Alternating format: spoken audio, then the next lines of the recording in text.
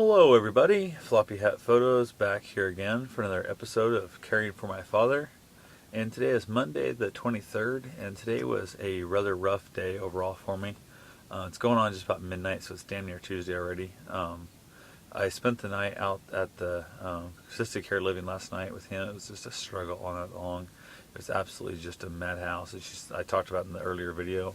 Got him calmed down, got him settled in, got him resting a little bit. I got him some Xanax in him, got him to sleep. He kind of calmed down a little bit. He was doing really well for me. Everything was going pretty good. Ended up calling my grandfather because I had nobody else to, no family, but I had a handful of friends offering to come sit with him and stuff. That was ridiculous. My mom, I knew would come sit with him this evening after she got off work, but I didn't want to have to bug her about it either. So I called my grandpa. My dad had been asleep for a good hour and a half, maybe somewhere there. And all he does, he died about 3 episodes where he woke up, started talking, never tried to get out of bed. So I felt pretty safe leaving my grandpa there. I'd given him the button for the hospice nurses, or the nurses, not the hospice, the actual staff nurses, and told him, I said, anything at all, any movement other than just talking to you, he starts getting restless and stuff, push that button. Everybody's on high alert when I'm gone because they know what's going on. They know you don't want to deal with him, but you're the only one that's going to sit here. So push the button immediately. The staff will be here, and if you have to, just sit on him. Do not lay him on a bed. If he pulls the IV out, we're going to be in deep shit. The IV was what got pulled out yesterday and started this whole mess, and it's just an absolute disaster. So went ahead, got my shower hand, got cleaned up, went back, talked to my grandpa for a few minutes. He headed on home.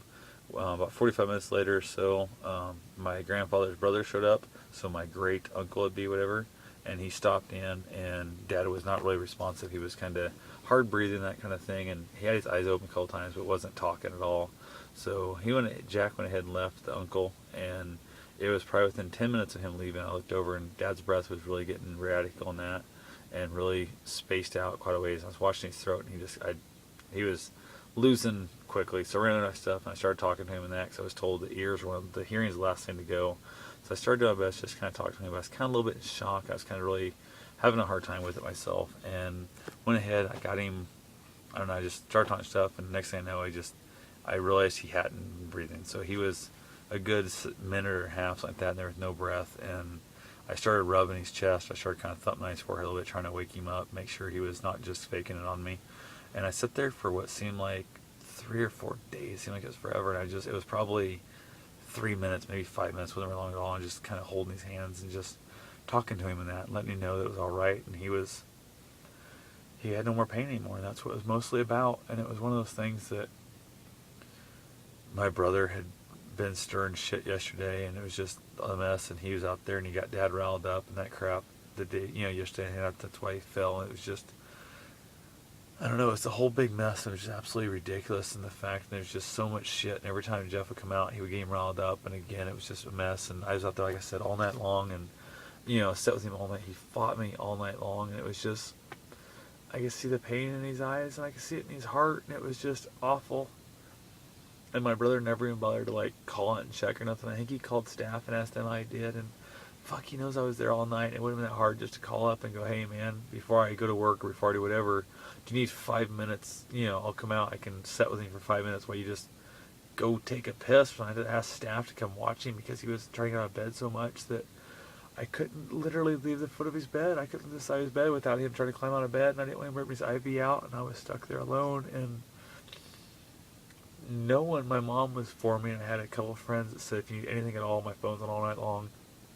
None of my family, not anybody, none of them, not Jeff, not my freaking grandparents, not any of them said, if you need anything, just call us. None of them said it. I don't know if I would have done it if I asked. I don't know, but nobody offered. And it's such a sad feeling that, my own family doesn't give a fuck enough about me out there to help me out and let me help deal with him and stuff, to help give me a break. And just, I don't know, it was all hitting me all at once. And he'd passed, and I called Jeff, and the first thing I told my brother when I talked to him on the phone, I was having a hard time talking, so I talked to staff a little bit, and I broke up, and I was crying and that, and I knew it was coming and all that stuff, but I was still having trouble with it.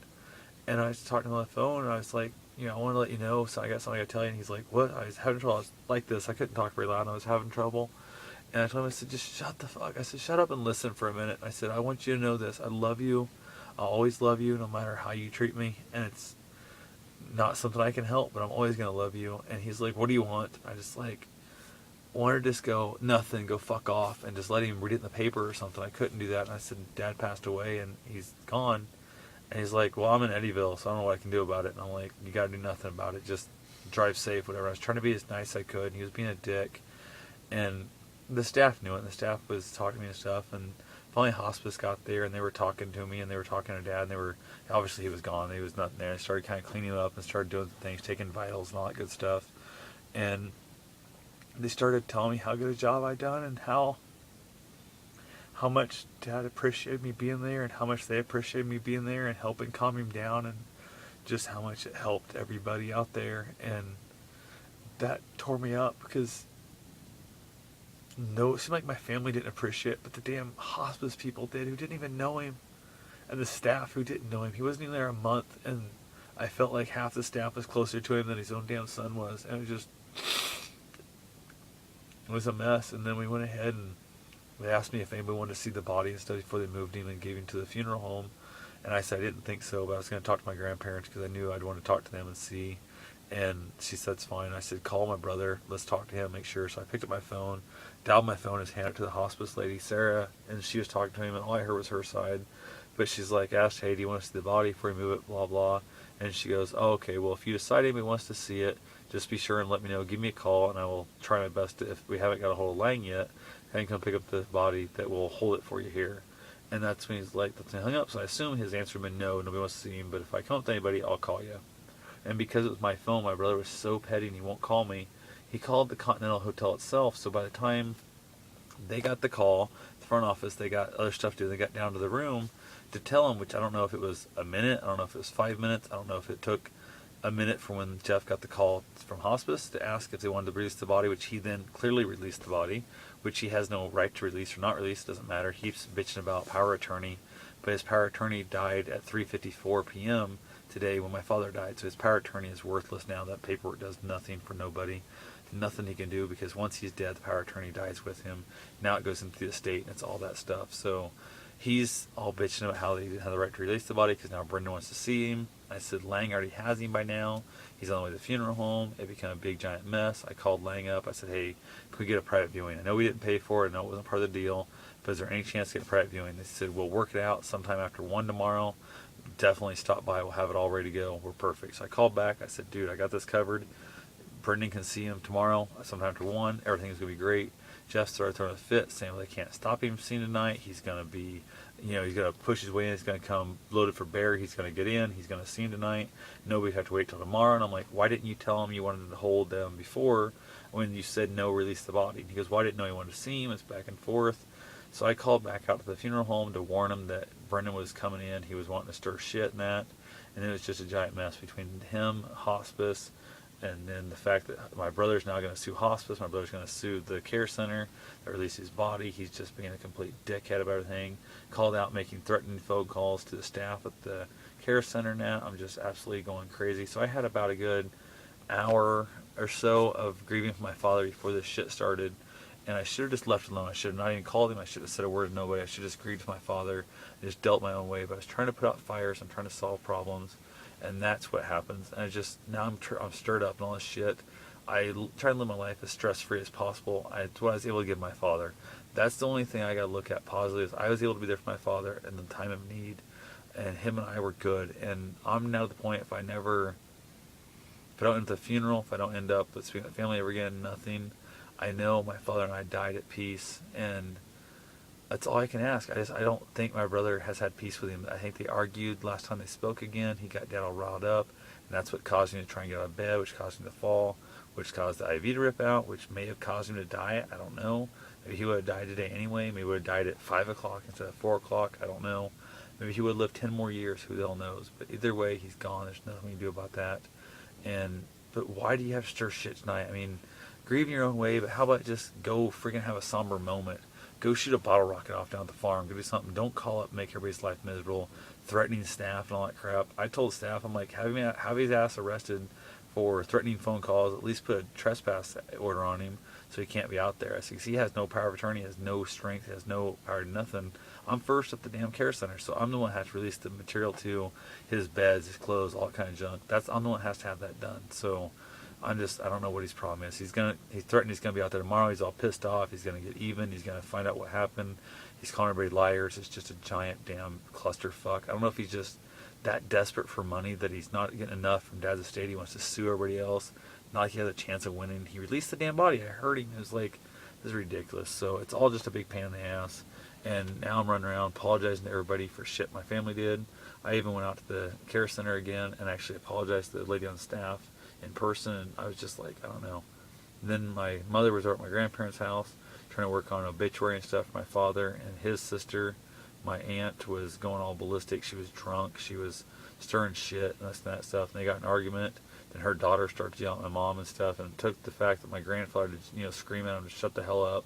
And my mom told him, hey, we can finish this conversation outside. And my aunt and my cousin both were too big of chicken shits. One's 13 years younger than my mom, and one's half her age. And neither one of them were willing to step outside to finish the conversation. So my grandfather came out and he apologized for the way his daughter and granddaughter acted. And my thought was a little bit too little, a little bit too late, but he at least made an attempt. And basically my mom left and came and found me because I was over dealing with all the phone calls in hospice and trying to talk to my great uncle about the loss and letting him and his wife know about it. And it's just a giant mess. I'm just like, I don't know what to say. I'm so frustrated. I just want to I don't know. I just want to pretend like that part of my family doesn't exist. And it's a horrible feeling because they're my family. If my brother needed me tomorrow, I know I'd be there for him as much as I'd love I'd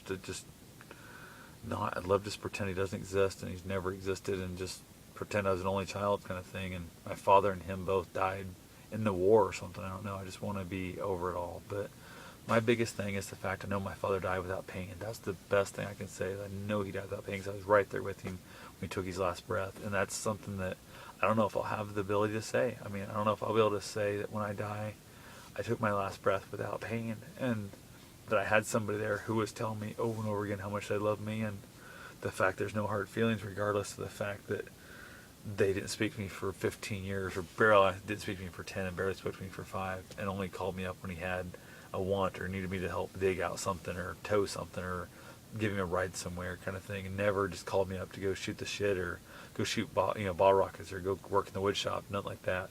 Even though I made those offers repeatedly over and over again, I know that I'm at peace with him, even though I'm still frustrated. I've not forgotten the fact of the way he's kind of abandoned me, basically. But we were good at the end. We talked a lot. He said a lot of crazy things that made no sense.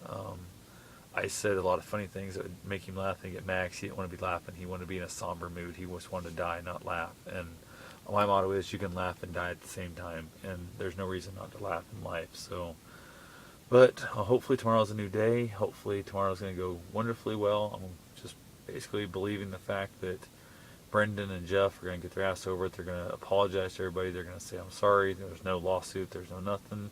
This was not your guys' fault. This is all a fault on us, and we made a mistake. So other than that, if they do sue, I hope they end up in actual court, because I want to see the damn documents when all the staff is stamped saying he was a pain in the ass the whole time and whatnot. If they come to me and they're like, hey, this guy here is one with him constantly. He's the one as first power of information out here at the care center.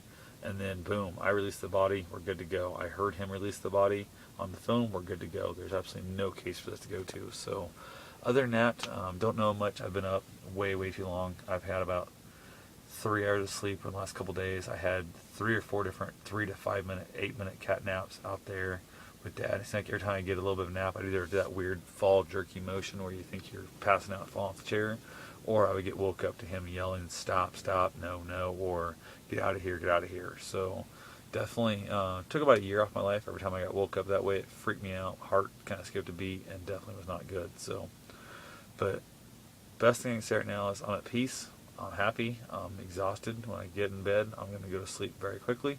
I'm going to sleep like a baby because I know I've done everything I could to make my father's last days the best I could possibly make them, and that's all I can ask. I know someday everybody else who's stirring this crap, whether it be with the funeral home, whether it be with Continental, whether it be with Dad himself, someday there's going to be an awakening, there's going to be an enlightening, and they're going to see what they've done, they're going to see the pain they caused.